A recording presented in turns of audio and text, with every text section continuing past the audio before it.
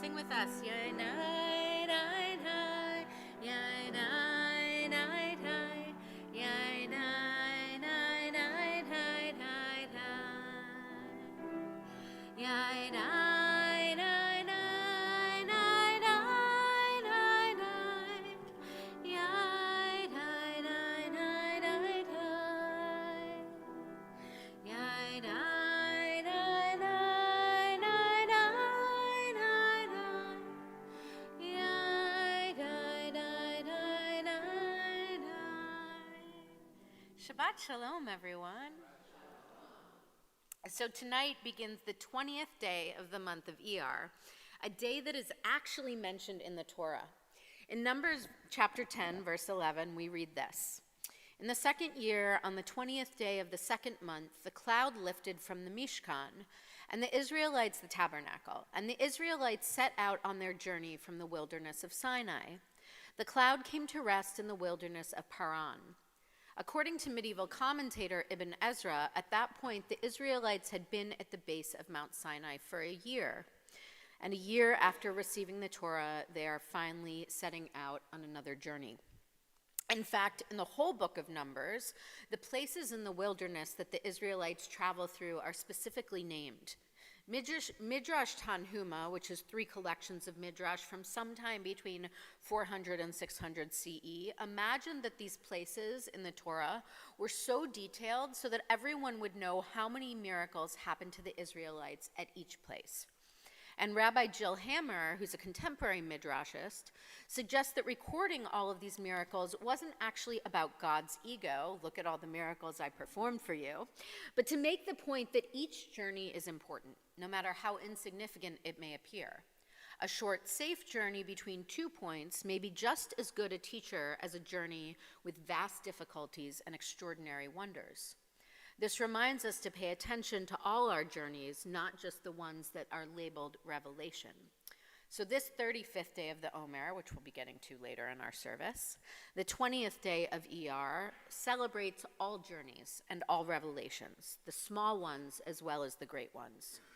So too for us, because we may never know which of our journeys truly matter. We must act as if each day and each moment may be the one that brings us blessing, and maybe, if we're lucky, revelation. Shabbat Shalom. So we are going to begin our service tonight with a blessing and lighting of our Shabbat candles. And I actually, to celebrate a Mazel Tov tonight, I'm going to do something which I've never done before, which is invite up Zach Redler and his wife Brittany Redler. Zach is our musical accompanist to light our Shabbat candles, because Zach, what happened today? I'd signed a contract for a new job that I'm very excited Woo! about. At the Harvey School, which means that we get to keep Zach and Brittany and the kids for another year, which we're very excited about. So if you will join us on this side to be a music teacher at the Harvey School. Well, that too. I mean, that goes without saying. That's his contract with the holy. So I don't know how you guys want to do it. I don't know if you want to run back after. You don't have to. That would be not Shabbistic at all. But it would be nice if you guys stood here too. So the blessing for the candle lighting can be found on page 120 of your Sidurim of your prayer books. But you can also stay here and just, nicely done, Brittany.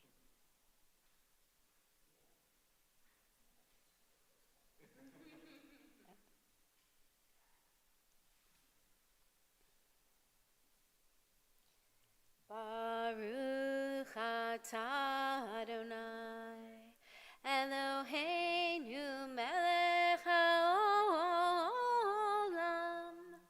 asher kidshanu b'mitzvotav, v'tzivanu lehadlik ner shel Shabbat. Shabbat Shalom and Mazel Tov. So you may have noticed that it is just me up here tonight. our cantor is watching at the Harvey School, in fact, watching her daughter perform in Heather's. Next year, Zach will be the director of that, presumably. And so that means that you all have an obligation, and all of you, Ken, I'm not looking at you specifically, to sing, to join me in singing, because otherwise I get very nervous. So, not really, but you know. It sounds good. So we begin our services tonight with the welcoming of the Shabbat angels, but before we welcome the angels, we stop to welcome anyone who is new to our community, so I don't want to put you on the spot, but we'd like to welcome you and just say where you're here from and your story, so we can all officially welcome you.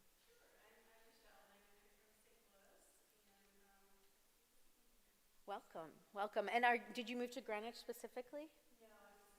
Okay, wonderful. Welcome. So we are going to turn to each other, take a moment, say Shabbat Shalom, maybe share something about your week.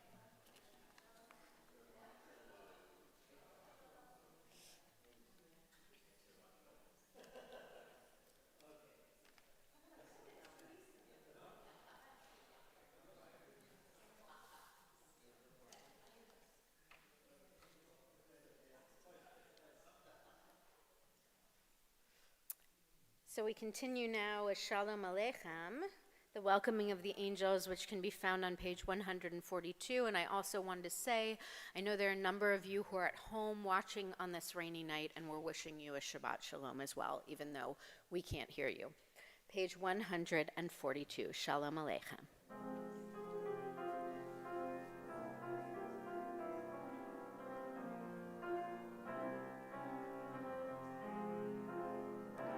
Shalom Aleichem, Malachei Hasharet, Malachei Elyon, Mi Melech, Malachei Hamlachim HaKadosh Baruch Hu.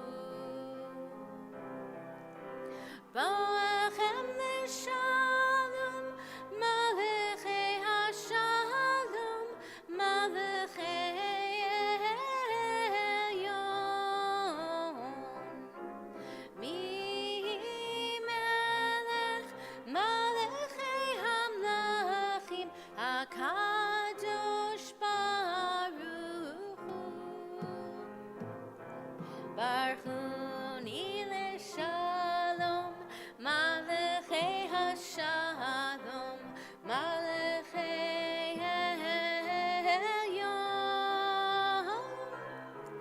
Mi Melech, Malachei Hamlachim HaKadosh Baruch Hu. Tzeitzchem L'Shalom, Malachei Hashalom, Malachei Elyon, Mi Melech, Malachei Hamlachim HaKadosh Baruch Hu. We turn now to page 138 and continue with Lechado D, the welcoming of the Sabbath bride. Together we'll sing verses 1, 2, 5, and 9. And when we arrive at verse 9, we will rise and face the door to symbolically welcome the Sabbath bride. When we're done with verse 9, we will turn back to face the bima and sing the refrain. Page 138 for Lechado D.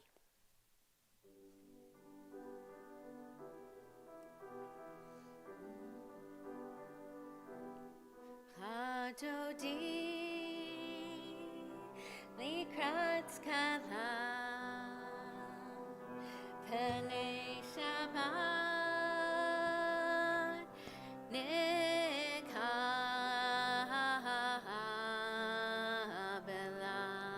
Verse 1. Shamor v'zachor b'dibor echad hishmianu el hamiuchad Adonai echad u'shmo echad Shem u'tiferet v'li tila lecha dodi likrat skala p'nei Shabbat nekabela lecha dodi likrat skala p'nei Shabbat nekabela. Verse 2. Likrat Shabbat lechu v'nelcha ki mekor habaracha merosh mikadem nesucha. סוף מעשה במחשבה תחילה לך דודי לקראת סקלה פני שבת נקבלה לך דודי לקראת סקלה פני שבת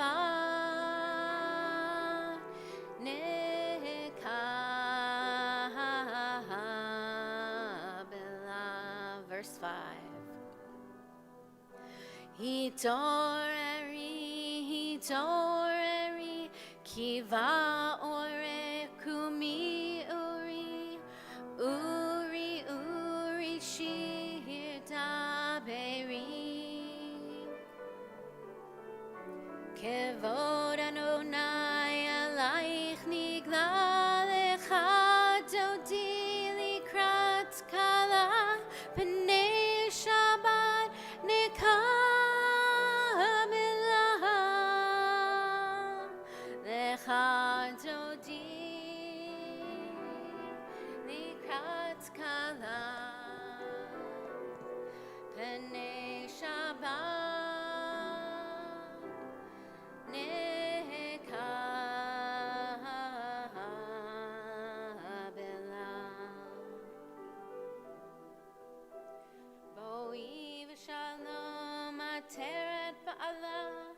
גם בשמחה ובצהלה תוך אמוני העם סגולה בואי חלה לך דודי לקראת סקלה פני שבת נקבלה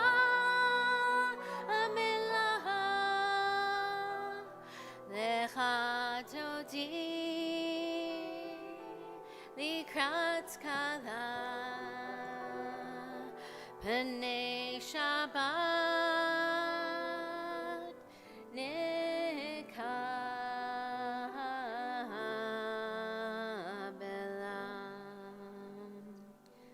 We remain standing for the Barhu, the call to prayer, on page 146.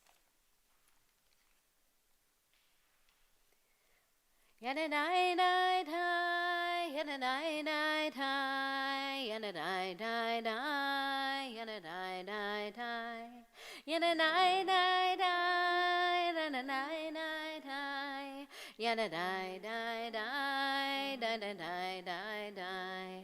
Am I awake? Am I prepared? Are you listening to my prayer?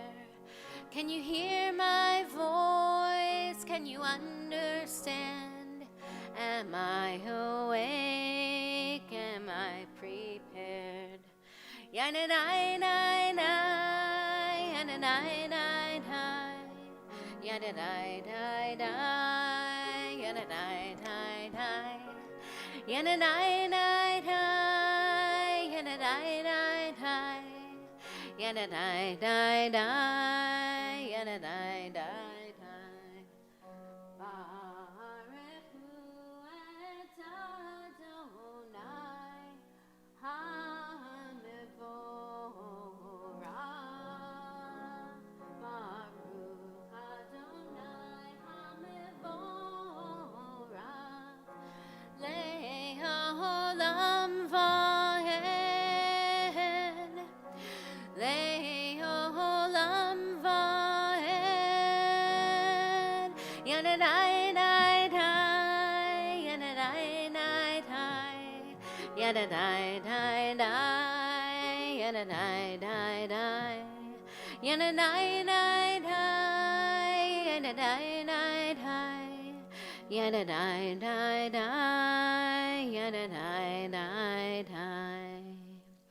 We continue with the English of the Mari Varavim at the bottom of page 148 as we bless the one who turns the day into night and changes the seasons. Together, blessed are you, Adonai, our God, ruler of the universe, who speaks the evening into being, skillfully opens the gates, thoughtfully alters the time and changes the seasons, and arranges the stars and their heavenly courses according to plan. You are creator of day and night, rolling light away from darkness and darkness from light, transforming day into night and distinguishing one from the other. Adonai Tsevaot is your name. Ever-living God, may you reign continually over us into eternity. Blessed are you, Adonai, who brings on evening. Baruch atah Adonai, hama'ariv, aravim. We continue now on page 152 with the Shema, a statement of the unity of all things, of God's unity, and of the holiness that we find all around us. Shema Yisrael, Adonai Eloheinu,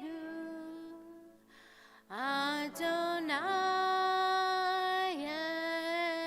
Echad, Baruch Shem Kevod Malchuto Le'olam Va'ed. You may be seated. Ve'ahavta et Adonai Elohecha b'chol levavcha u'b'chol nafshecha u'b'chol me'odecha ve'hayu ha'devarim ha'ele asher anochi mitzavecha hayom alevavecha Veshinantam nevanecha, v'dibarta bam, v'shivtecha b'veitecha, uvlechtecha v'derech, uv'shokbecha uv'kumecha, ukshartam lehot al yadecha, v'hayu letotafot b'neinecha. Uchtavtam amezuzot beitecha uvisharecha leman tiskeru va'asitem et kol mitzvotai v'item kedoshim lelohechem ani Adonai Elohechem asher hotzeiti etchem me'eretz Mitzrayim lihiot lachem Elohim ani Adonai Elohechem Adonai Elohechem emet. So we are going to continue with the Michamocha now, a song of freedom on page 158, but we're going to be doing a version I don't think that we've done in a while, which I think many of you know is my favorite, which is the Rishikesh Michamocha, written by neo-Hasidic composer and songwriter Shir Yaakov. And it is known as the Rishikesh Michamocha because the first time that Shir Yaakov heard the tune that we will be singing, he was in an ashram in Rishikesh. And it's an antiphonal version, which means I will sing a verse and you will sing it back to me. And Zach assured me, Brittany, not to put you on the spot or anything, that I didn't need to be nervous about this, about the congregation singing it back to me, because Brittany is a professional singer. Not to put any pressure on you. But this is the other thing, that whenever our cantors get nervous before Rosh Hashanah or Yom Kippur, and they're like, oh my gosh, Rabbi, because they tend to get a little worked up, I always say to them, it's not a performance, it's prayer. And I just have to believe that myself when I'm leading the service on my own. I also tell the B'nai Mitzvah students that, and they're like, Rabbi, but is your whole family sitting there watching you? So we're going to continue now with the Micha Mocha on page 158, and we are going to try to do this antiphonally. And I know we've done it beautifully in the past, so I think we can handle it, right? Yes. Remember, it's not a performance, it's prayer.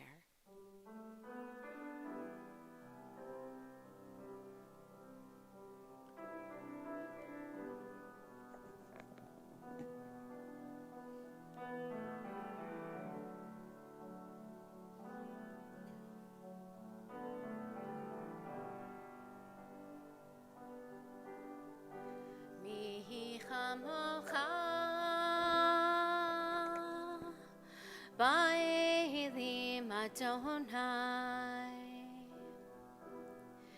mi kamocha, nedar b'kodesh, nora tehi Lord. Oh, say,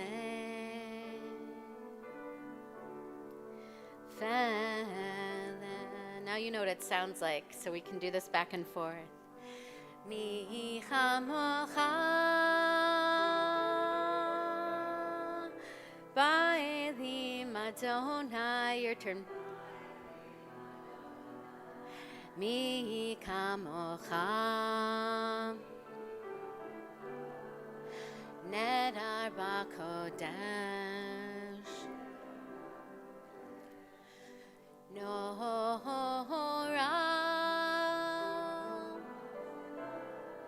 tehi Lord. Oh, say,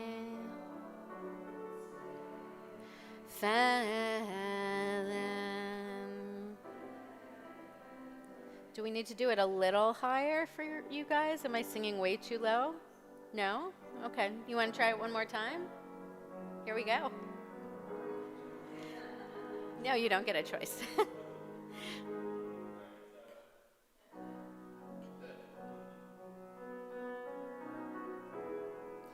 Mi chamocha, ba'elim Adonai, mi kamocha, nedar b'kodesh, nora tehi Lord. Oh, say,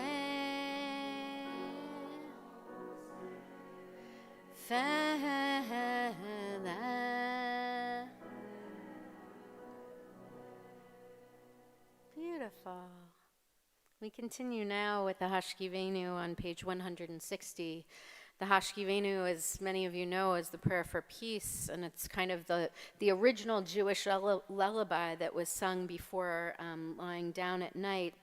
And it asks that God would rise us up in the morning to life renewed. And this week, we're sending our prayers for peace not only to our community, to Israel, our nation, and the entire world, but we're specifically sending our prayers for peace to Buffalo and all of those who are hurting in Buffalo after this week's tragic events. Page 160.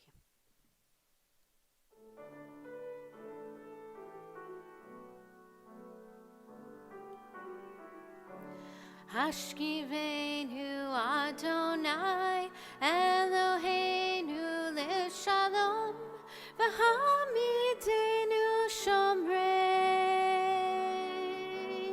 L'chaim. Hashkivenu Adonai Eloheinu L'Shalom V'hamidenu Shomreinu L'chaim. Ushmot Tzedenu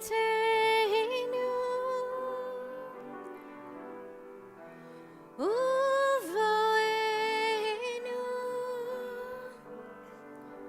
L'chaim u'shalom me'ata ve'ad olam.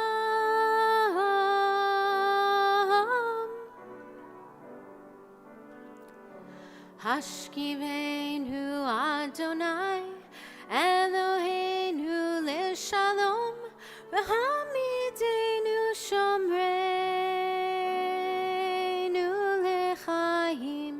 Hashkivenu Adonai Eloheinu L'Shalom V'hamidenu Shomreinu L'chaim.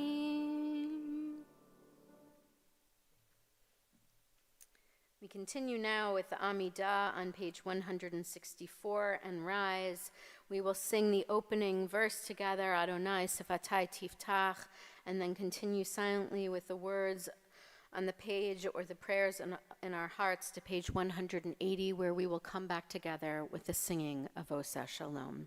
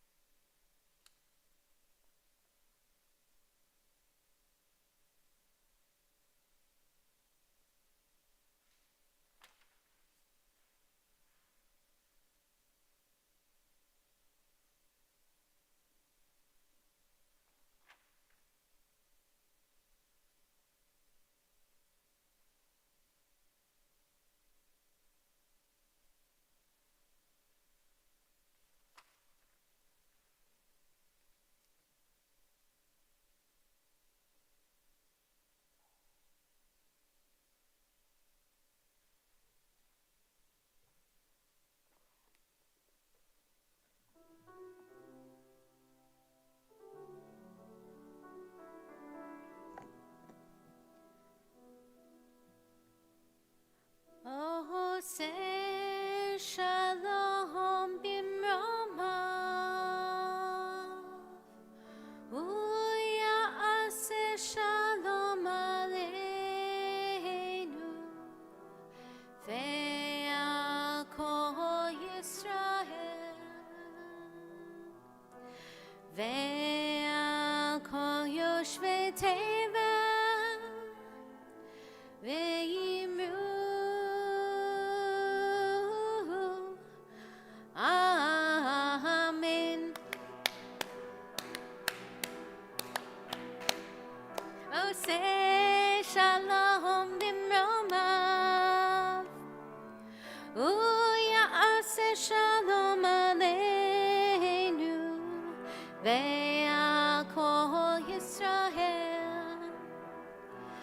Ve'al kol yoshvei tevel. Ve'yimru.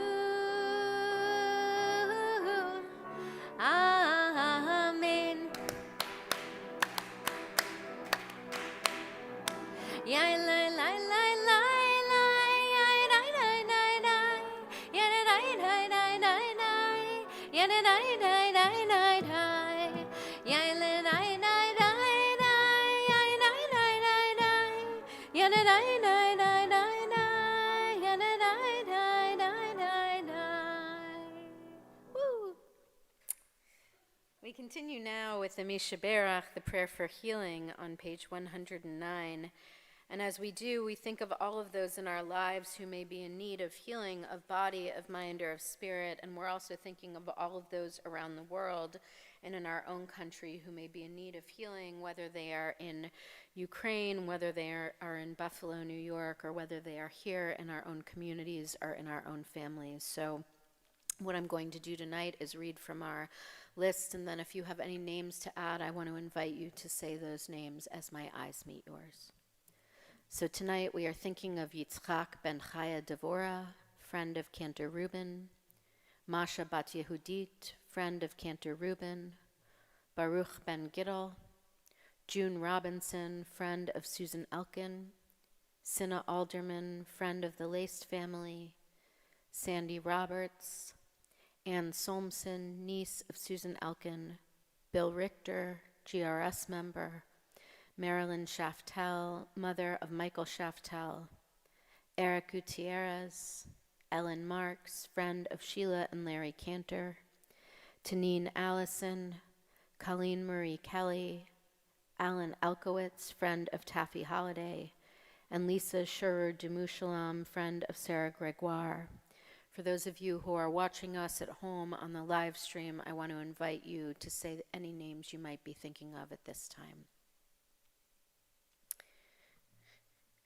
And if you have names that you'd like to share, I want to invite you to share them.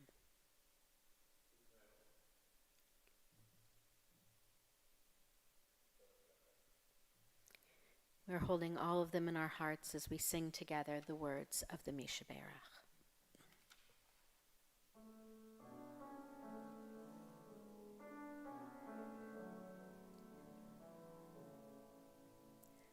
Mishaberach avotenu Mekor habracha leimotenu.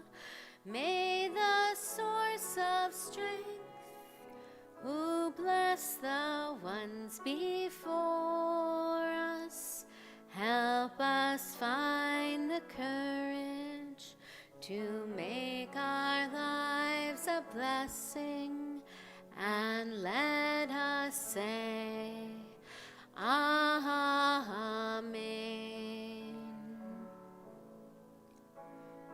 Mishaberach imotenu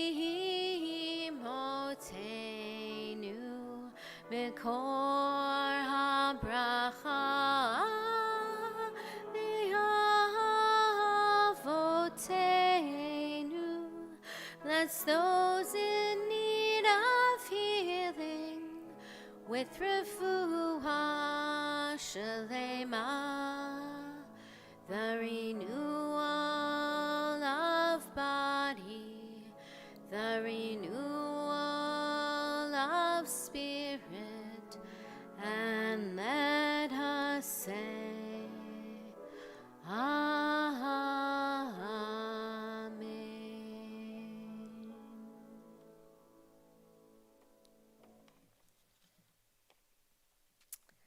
Shabbat Shalom. So, as many of you know, I am a runner. Since my 20s, I've been running somewhere between 5 to 6 miles, 4 to 5 days a week. These days, it's closer to 4 days a week and 5 miles, but in my 20s, I ran 6 miles, 6, often 7 days a week. Why so much mileage? I love the way that running made me feel. I was addicted to the runner's high that lasted the day after a run, the exhaustion that helped me fall asleep as soon as my head hit the pillow, and that I could eat whatever I wanted, whenever I wanted. And it was spiritual too. I love the meditative aspect of running. For an hour, all I have to do is focus on my breath and the rhythm of my feet hitting the ground. It's an hour all to myself. There was only one problem in my 20s. After a couple years of 40-mile weeks, I developed shin splints. When I met with a trainer to ask how to get rid of them, he said, "It's simple. Take some days off. Don't run every day. Run every other day, or cut down on your mileage." I was horrified.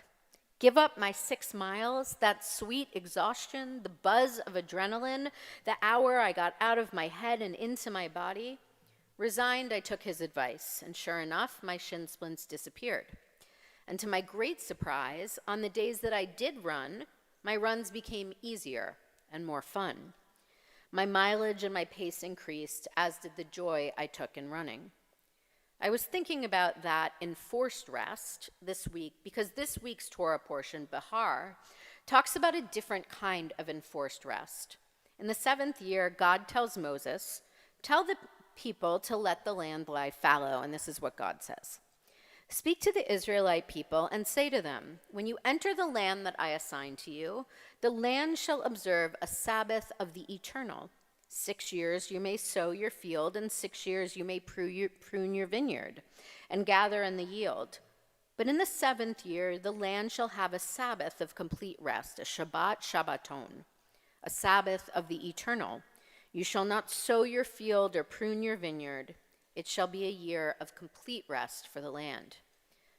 Now, scholars of the anthropology of religion explain that despite the religious rationale detailed here, the Shemitah, or the sabbatical year, was actually agriculturally advantageous. By allowing the land to restore itself, the minerals in the soil decreased and the land became more fertile.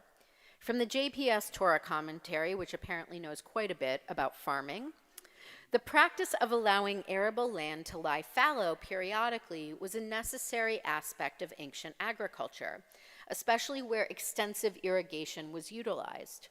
It served to reduce the quantity of alkalines, sodium, and calcium deposited in the soil by irrigation waters. In modern times, with the use of fertilizers, the soil is replenished through crop rotation. So although the scheduled release of land every 7th year may smack of artificiality, expressing the cyclic thinking of the ancient Israelites, the agricultural advantages were very real. And yet, what must it have meant for an agricultural people for whom there were good years and bad years, years of abundant harvests, and years of famine and drought, to willingly take a year off from farming? We can imagine it wouldn't have been an easy adjustment, because no matter the success of the prior year's harvest, giving up a year of potential abundance must have been terrifying. There would have been a real concern about what it meant to stop cultivating, almost like God was asking for a voluntary year of famine. Knowing this and perhaps anticipating the people's anxiety about not working the land, God assures them, "Should you ask, 'What are we to eat in the 7th year if we may neither sow nor gather our crops?' I will ordain my blessing for you in the 6th year, so that it shall yield a crop sufficient for 3 years. When you sow in the 8th year, you will still be eating old grain from the 6th year. You will be eating the old until the 9th year, until its crops come in."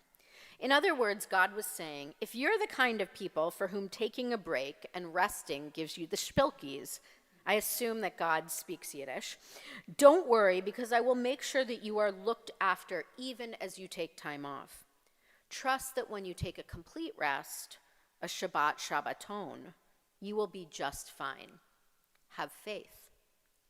For those of us who have jobs that require us to be on every day, even when we're technically off, it's easy to imagine the agita induced by doing nothing.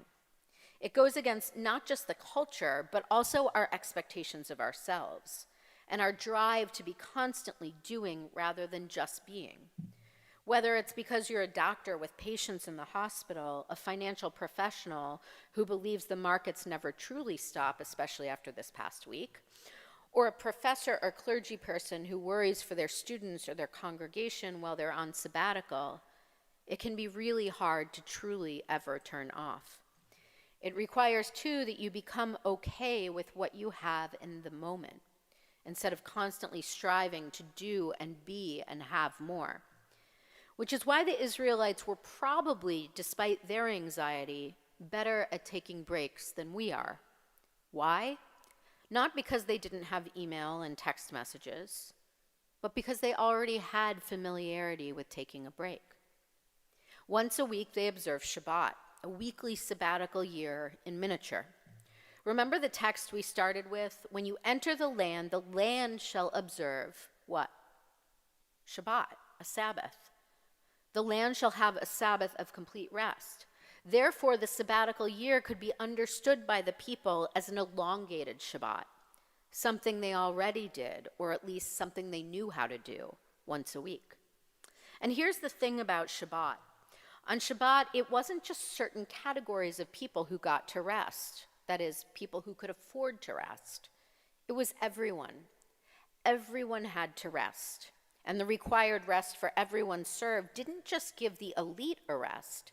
It served as a corrective to a world in which the wealthy or privileged may have been granted rest while the poor continued to work. In Exodus chapter 20, verse 10, we're told, "The seventh day is a Sabbath of the Eternal. You shall not do any work, you, your son or daughter, your male or female slave, or your cattle, or the stranger within your settlements." And in Deuteronomy chapter 5, verse 15, it goes a step further. "The seventh day is a Sabbath to the Eternal your God. You shall not do any work, you, your son or daughter, your male or female slave, or your donkey," sorry, I was going to say something. Anyway, "or any of your cattle or the stranger in your settlement, so that your male and female slave may rest as you do." To quote Rabbi Shai Held, the text thus makes the Sabbath a great day of equalization, in which all social distinctions are overcome and all rest the same. No matter how much power or wealth you have and how little the slave does, at the deepest cosmic level, you are equal. The Shabbat laws thus open a window on what our world looks like from God's perspective, and on what it ought to look like from ours. When we imagine what such a Shabbat might look like, it can feel almost fantastical or fairy tale-like. A world of equality, a world literally at peace, where not only do we put down our cell phones and our computers, but enemies put down their guns and their bombs. Where kids put away their iPads and stop texting. Where we simply become present to who and what is around us. Which is why the rabbinic texts imagine Shabbat as a taste of paradise. They called it the Messiah in miniature. In our New York City adjacent world, this can feel nearly impossible, which makes it all the more important. So this week, rather than closing with a blessing, I want to leave you with a question. What might it mean for you to stop? What might it mean for all of us here to take one day, a single day a week, and reserve it for our friends and family, for enjoyment and rest and good food and sleepy afternoons, to turn off our phones, put down our wallets, and read, go for walks, nap, spend time with friends? I'll tell you that for me, once a year when I go to Jerusalem, I actually do this, because I spend at least one Shabbat and usually two with Orthodox friends. And every year I'm surprised again, because taking that day feels not like a burden, but like a blessing, like a gift I'm giving myself. And when I return to the world on Saturday night, I feel more centered and more ready to face whatever the week may bring. So this Shabbat, I wish that kind of sweet quiet and relaxation for each of you and for all of us. Shabbat Shalom. So we begin to conclude our service now with the Aleinu, which can be found on page 586, and we rise and face towards the ark, or I face towards.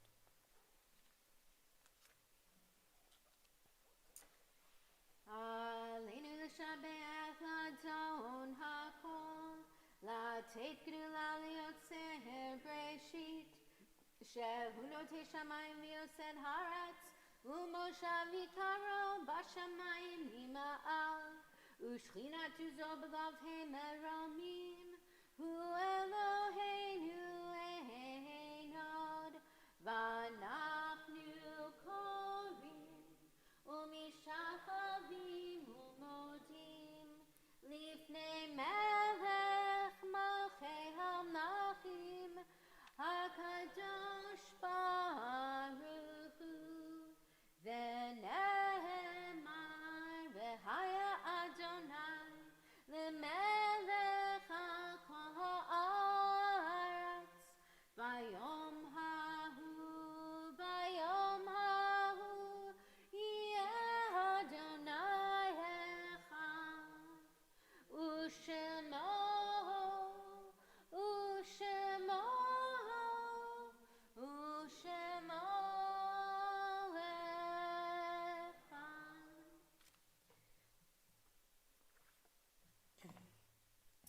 We continue now with the Mourner's Kaddish on page 598, and think of those who've died at this season and years past, and those whom we've lost recently. Tonight I will be reading from our list, and then if you have any names to share or memories about that you'd like to share, if I've named the name your loved one, or if you want to name them, I invite you to do that at that time. And if you are watching at home on Zoom, I also invite you to say those names of those whom you're thinking of. Tonight we are observing the yard sites of David Kaur, father of Anne Greenberg, and Richard Korobkin, brother of Nancy Greenberg.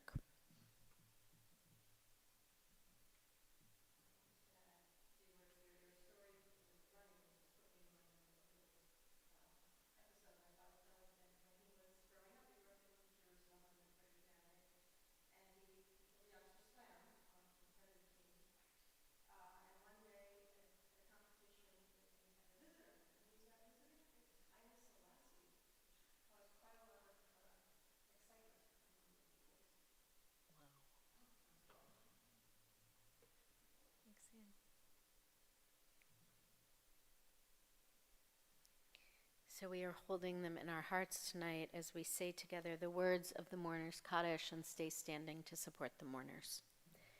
Yitgadal v'yitkadash shemei Rabbah, ve'alma divrach hirute ve'amlich malchute, b'chayachon uv'yomechon uv'chaye d'chol beit Yisrael, ba'agala uv'izman kariv v'imru. Amen.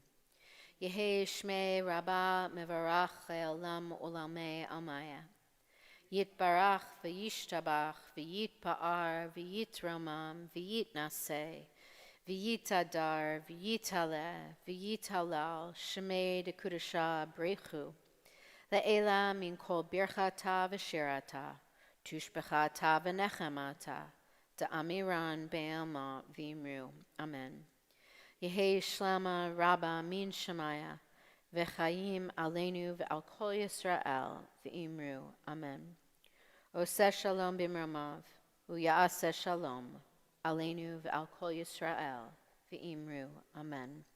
May the source of peace send peace to all who mourn and comfort to all who are bereaved, and may each of us be a comfort to the bereaved as well. And we say together, Amen. You may be seated.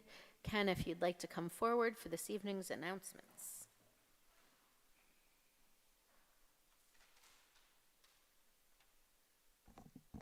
Shabbat Shalom. Next Friday, Memorial Day weekend, we will be having Shabbat at home. There will not be services here at GRS.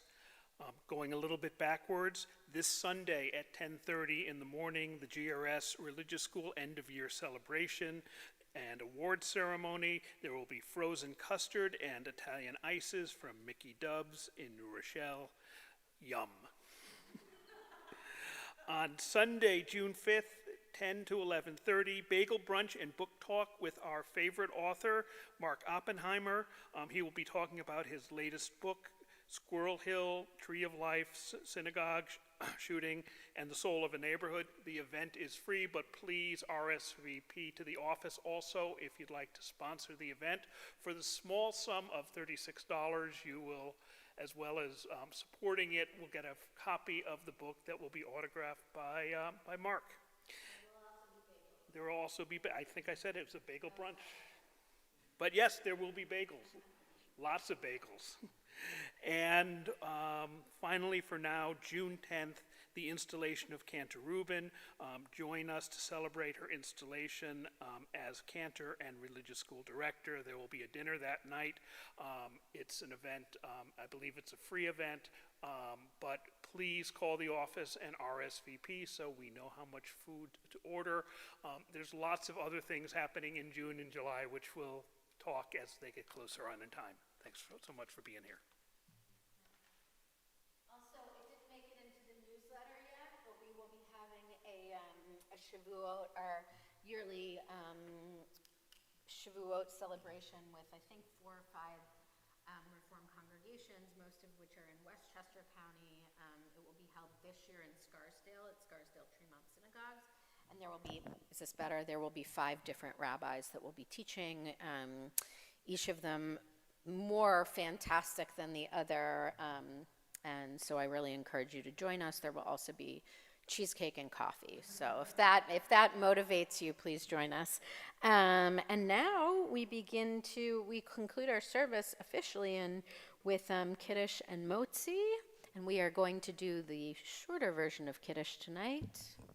So if everyone will rise. Baruch atah Adonai Eloheinu melech haolam, borei peri hagalafen.